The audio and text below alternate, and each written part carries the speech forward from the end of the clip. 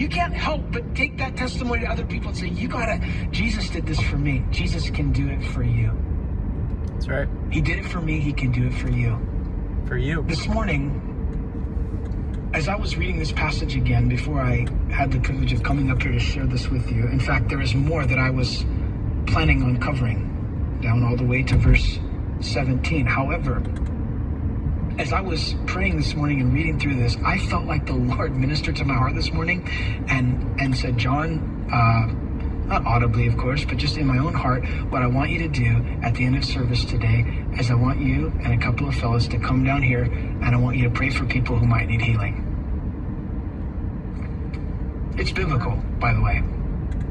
The book of James says, if there are any sick among you, let the elders of the church come and lay hands on them, anoint them with oil, and the prayer of faith will save the sick. And this creates a question in the minds of many.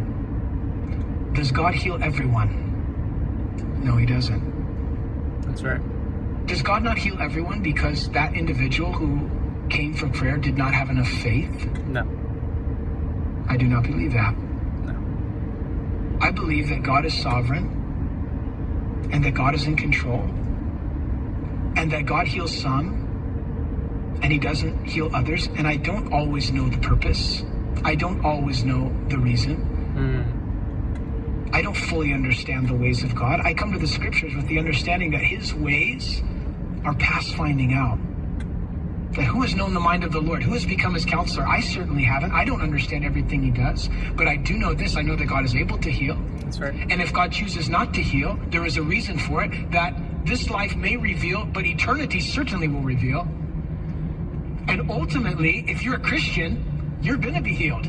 That's right. The Bible says that, man, in heaven, there's no more pain, no more sorrow. The former things have passed away. You have a completely restored, whole, perfect body in glory. Yes. If God doesn't heal you now, Jesus. trust me, he's got a body waiting for you. New body. 1 Corinthians 15. And God may have a purpose through the Corinthians sickness 15. that you're going through. And ultimately that he might receive glory even through that.